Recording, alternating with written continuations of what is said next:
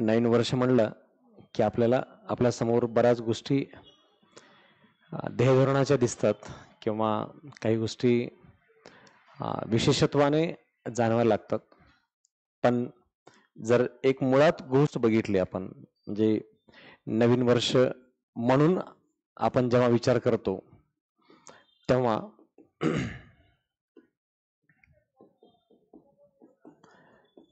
ह्या 4 शब्दांचा मुख्य घटक आपल्याला प्रामुख्याने विशेष हायलाइट करून देतो की समथिंग काहीतरी नवीन चालू आहे किंवा नवीन आहे.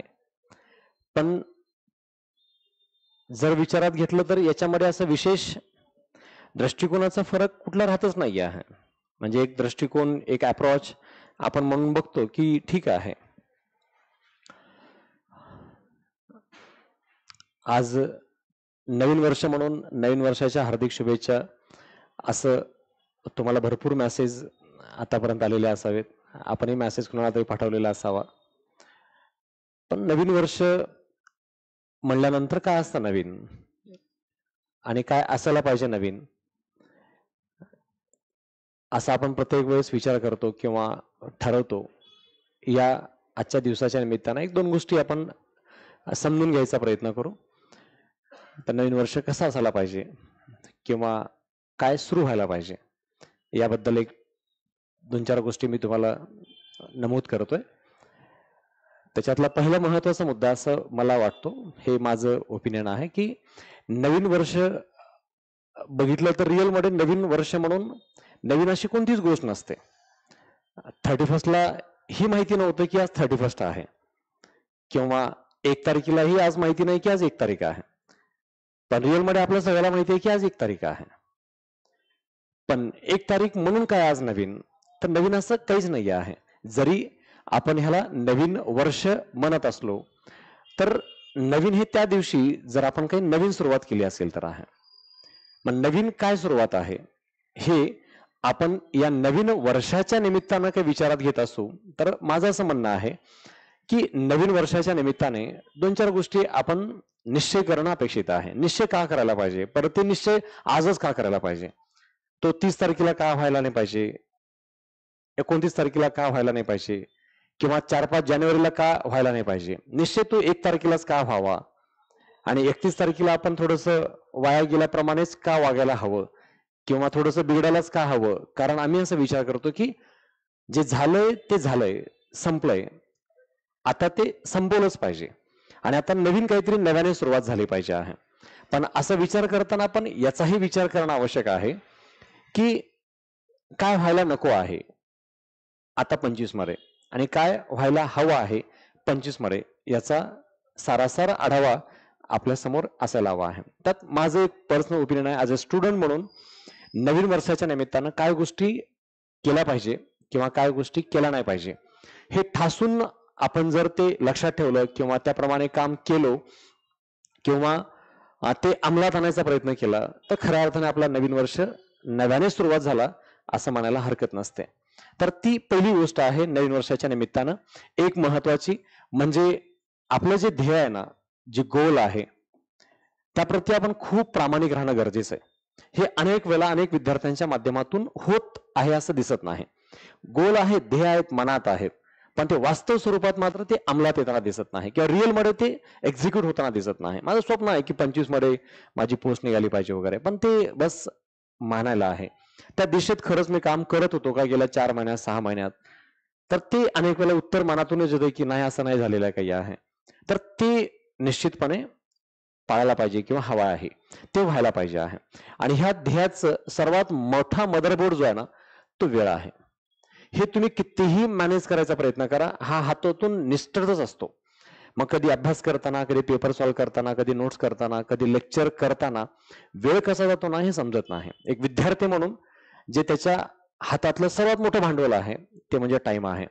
मग तो प्रीचा असो, मेन्सचा असो, इंटरव्ह्यूचा असो, कोणता जाहिरात निघण्याचा असो, काही असो, तो टाइम खूप महत्वाचा घटक आहे. जर तो मॅनेज नाही करता आला, कधी प्लॅनिंग करता नाही आलं, कधी त्याला एक्झिक्यूट नाही करता आलं, तर तो निघून जात असतो. वेळ सगळीकडेच आहे, पण सगळ्याला तो मॅनेज नाही करता येत. सगळ्याला तो इम्प्लिमेंट नाही करतायत, सगळ्याला तो मनावा तशा पद्धतीने एक्झिक्यूट नाही करतायत, म्हणून तो हातून निसटत असतो आहे. ज्यामुळे प्रत्येकाचं ध्येय पूर्ण होतच असं नाही, म्हणून वेळ महत्वाची आहे. आणि तिसरा महत्वाचा पॉइंट आहे, अंत निश्चित केला पाहिजे आहे. कोणत्याही गोष्टीचा अंत निश्चित केला पाहिजे. म्हणजे विद्यार्थ्यांनी डेडलाईन ठेवली पाहिजे. कधीपर्यंत संपला पाहिजे माझा विषय, माझा वेळ, माझी परीक्षा, माझी तयारी कधीपर्यंत संपला पाहिजे, ह्याला डेडलाईन पाहिजे तसं आहे. जर डेडलाईन नसेल ना तर हा वेळ अजून एक्सटेंड होत जातो, अजून तो एक्सटेंड होतो आणि तो मोठ्या प्रमाणात एक्सटेंड होण्याची शक्यता नाकारता येत नाही. त्यामुळे डेडलाईन अति महत्वाची आहे. त्या डेडलाईन सोबत महत्वाचं आहे तो म्हणजे डायरेक्शन, दिशा. अंतनिश्चित आहे म्हणजे डेडलाईन आहे. जेव्हा डेडलाईन निश्चित होते तेव्हा डायरेक्शन आपोआप कामाला लागतं. म्हणतो ना मराठीमध्ये मन आहे ती नाक दाबलं की तोंड उघडतं, अगदी तसं आहे. जर आपण याला अंत निश्चित नाही केला तर दिशा निश्चित नाही होत. कारण आपण अजून जास्त वेगानं भरकटण्याची आणि वेगानं असंच पुढे जाण्याची शक्यता नाकारता येत नाही. म्हणजे जेव्हा बॅरियर समजतं ना 2च महिन्यावर परीक्षा आहे, 3च महिन्यावर परीक्षा आहे, 1च महिन्यात ते करावं लागणार आहे, तेव्हा काय करू आणि काय नको करू याच्यावर आपण जास्त विचार करायला लागतो. मग ह्या 2 गोष्टी जेव्हा मजबूतरित्या बांधले जातात, म्हणजे हे याला मी म्हणतो की हात आणि पाय बांधणे आहे.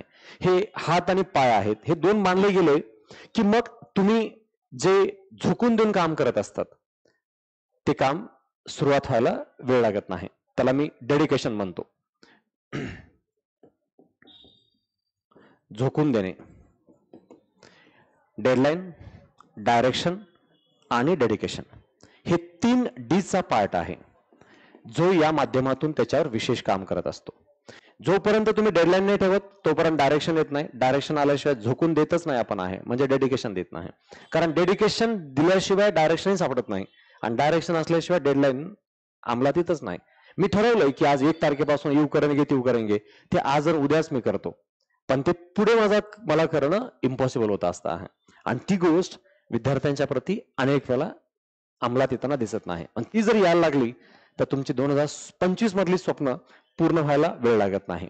आणि ह्याचा जो महत्वाचा विशेष आधारभूत घटक राहतो तो म्हणजे सर्वात हा कळीचा मुद्दा आहे जो कुणालाही जमत नाही. मी म्हणेन की भले भले टॅलेंट नसलेले लोक पास झालेत किंवा अचिव्हमेंट अचीव केलेत आयुष्यातले अनेक गोल, ते फक्त या विषयावर आधारित.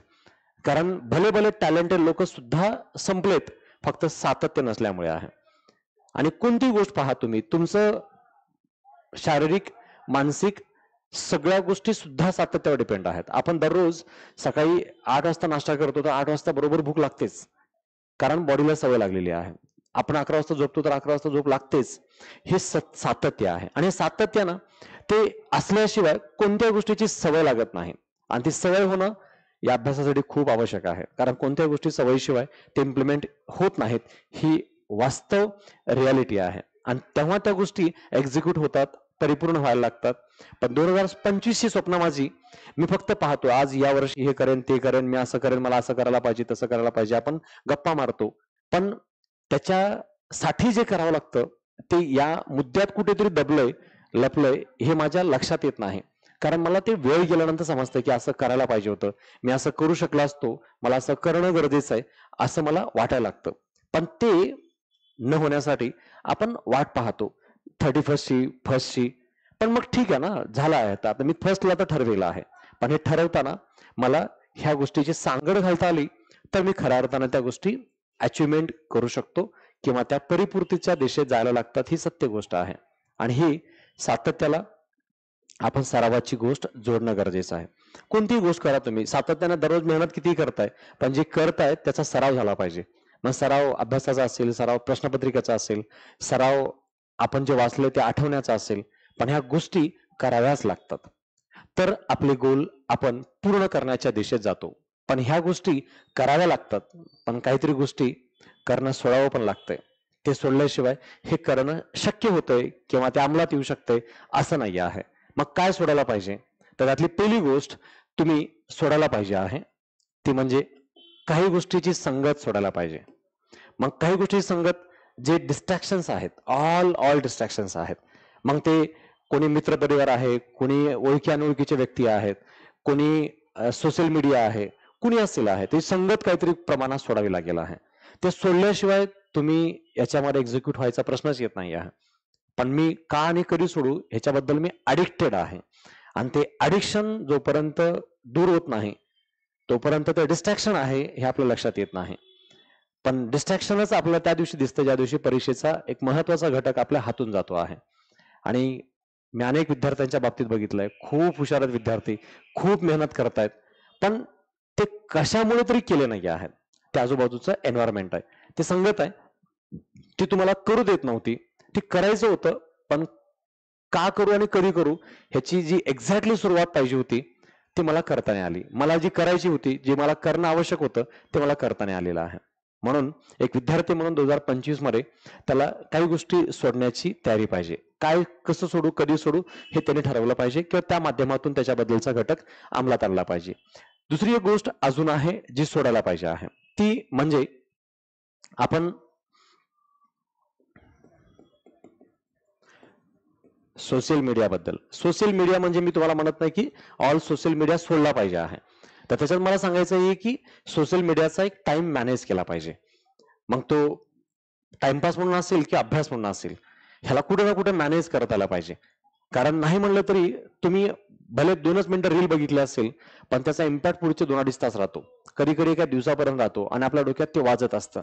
आणि आपण इकडे काहीतरी वाचत असतो, कॉन्स्टिट्यूशन, इकॉनॉमी, हिस्ट्री, जिओग्राफी, त्याची जी प्रोसेस आहे ना, ती प्रोसेस जशी व्हायला पाहिजे तशी ती घडत नाही. म्हणून एक थॉट प्रोसेस विद्यार्थ्यांची पूर्ण डेव्हलप झाले असं होत नाही. कारण सोशल मीडियामुळे थॉट प्रोसेस डेव्हलप होत नाही, फॅक्ट डेव्हलप होतात. काहीतरी डोक्यात पिन पॉइंट वाजत असतात आणि त्याच गोष्टी पुढे पुढे येत असतात. आणि ते टाळायचं झालं तर आपल्याला ह्या गोष्टी टाळता आल्या पाहिजे आहे. हे दूर करता आलं तर नक्कीच आपण आपलं जे काही गोल अचीव करायचं आहे त्या दिशेत काही काम आपण करत असतो हे आपल्याला समजायला सुद्धा वेळ मिळत नाही, अशी परिस्थिती तयार होते. पण 2025च्या निमित्ताने आपण सगळेजण खूप मेहनत करतोय, खूप तयारी करतोय, खूप जास्त प्रामाणिकपणे अभ्यास करतोय. पण हे नेमकं कुठे चुकतंय, काय चाललंय ह्याच्याबद्दलचा माझा विचार ठासून मजबूत न झाल्यामुळे काही गोष्टी अर्धवट राहतात, काही गोष्टी मिसिंग आउट होतात. आणि ते पूर्ण करण्याच्या उद्देशानं मी मगाशी बोललो त्याप्रमाणे हे याचा एक अंत निश्चित केला की आपलं मजबूत पोटेन्शियल बाहेर यायला सुरुवात होते आहे.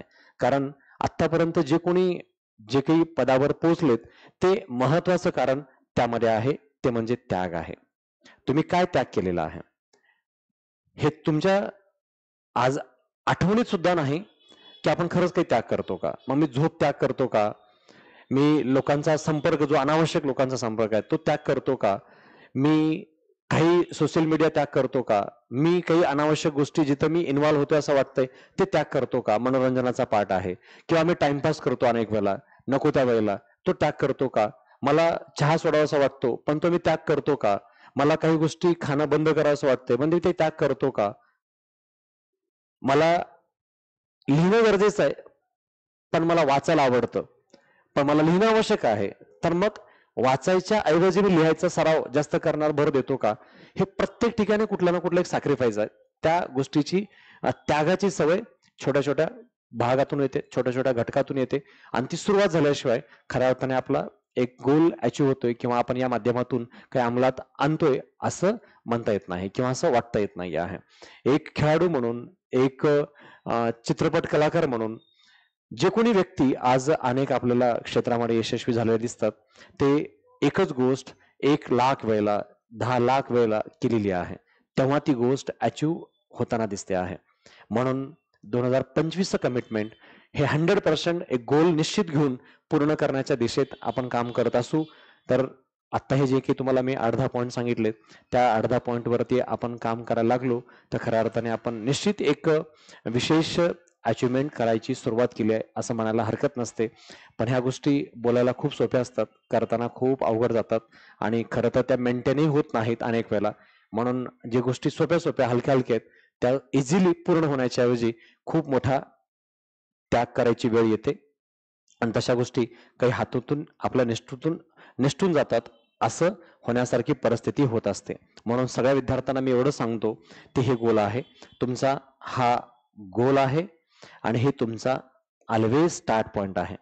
तर ह्या गोल कडे जाण्यासाठी ही निश्चित जी दिशा आहे हे मिळणं सोपं नाही आहे. ह्या सगळ्या गोष्टी जोपर्यंत इन्व्हॉल्व्ह होऊन त्या दिशेत काम करत नाहीत तोपर्यंत गोलकडे पोहोचता येत नाही. कारण गोलवरती इथं खूप मोठा टॅलेंटेड वर्ग, खूप मोठा आघाडीचा मजबूत वर्ग इथं अगदी खड्डा खोदून बसलेला आहे ह्या गडावर पोहोचण्यासाठी. आणि इथं 2-4 मेन्स दिलेला आणि 1-2 वेळेस इंटरव्ह्यूला पोहोचलेला असा वर्ग इथं बसलेला आहे. इथं कुठली ना कुठली पोस्ट काढून बसलेला, अनेक वेळेला कुठली ना कुठली क्लास 2 ची पोस्ट घेतलेला, पण आता मोठी पोस्ट पुढची पाहिजे यासाठी बसलेला वर्ग आहे. इथे 1-2 मेन्स दिलेला वर्ग आहे, जो सातत्याने मेन्सला कंटिन्यू असतो पण मेन्स निघत नाही, प्री पास झालेला असतो. आणि इथं वर्ग आहे तो हा फक्त इथं प्रीचं थोडंफार अभ्यास करत राहतो आणि तो इथून पुन्हा इकडे येतो, इथून पुन्हा इकडे येतो आणि पुन्हा इकडून इथं येतो, पुन्हा स्टार्ट करतो आणि पुन्हा इकडे निघायचा प्रयत्न करतो. पण आपलं नेमकं काय चुकतंय, आपल्याला काय पाहिजे हे न समजल्यामुळे त्याला पुन्हा सुरुवात करावी लागते. पण एक म्हणतात ना की प्रत्येक गोष्ट एक रिस्टार्ट करण्याच्या पॉइंट ऑफ व्ह्यूनं महत्वाची असते. म्हणून आज 31st या दिवसाच्या निमित्तानं तुम्हाला मी एवढंच एक घटक शेवटचा मेसेज सांगेल की आपल्या आजूबाजूला जे सण वार उत्सव दिवस तारखा येतात ते तुम्हाला तुमची चूक दाखवून एक विशिष्ट दिशेत नव्याने प्रयत्न करण्याची सुरुवात करण्याचा पर्याय उपलब्ध करून देतात. म्हणजे त्याला रिस्टार्ट म्हणतात. मग दिवाळी आली, दसरा आला, 31st आला, फर्स्ट आला, हे वास्तवात असं काही विशेष घडत नसून आपल्याला बदलण्याची, आपल्याला आपले विचार बदलण्याची, आपल्या चुका थांबवण्याची, नवीन सुरुवात करण्याची, नवीन दिशा पकडण्याची एक पुन्हा रिस्टार्ट देत असतात. जर आपण विचार करून इथं परिवर्तन केलं तर ठीक आहे, अन्यथा आपण इथेच गोलगोल फिरत असू आणि स्टार्टच्याच गोलमध्ये आपण भरकटत असू. जर आपल्याला या गोलकडे जायचंय तर आपल्याला इथं काय चुकलंय ह्याचा थांबून विचार करून रिस्टार्ट करावं लागेल आणि ते करताना आपल्या समोर इथला मोठा वर्ग बसलाय ह्याचा विचार करून काम केला पाहिजे.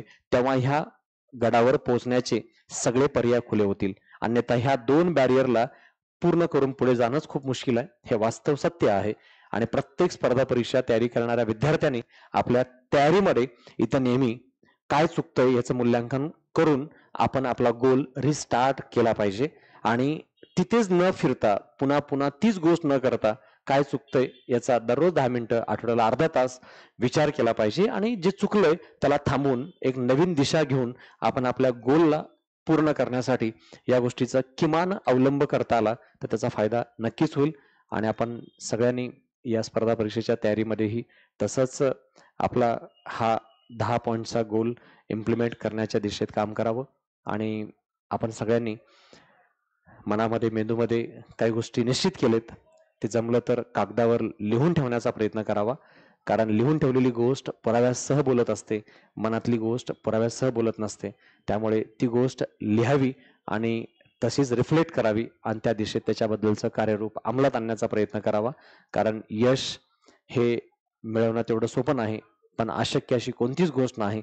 ती शक्य करण्यासाठी 2025चं डेडलाईन ठेवून आपण आपले उत्तम प्रयत्न करावेत, ज्याच्यामध्ये आपले प्रयत्न कमी नसले पाहिजे आणि प्रयत्न मर्याद असतील तर आपली प्रतिभा चमकायला वेळ लागत नाही आणि त्या प्रतिभा चमकायला लागली की तुमची प्रतिमा म्हणजे इमेज बनायलाही वेळ लागत नाही. हे वास्तव आहे, हे लक्षात ठेवावं. आणि आजच्या 2025च्या निमित्ताने आपल्या सगळ्यांना पुन्हा एक बार मी शुभेच्छा देतोय. आपण इथे पुढे नवीन सुरुवात करूयात.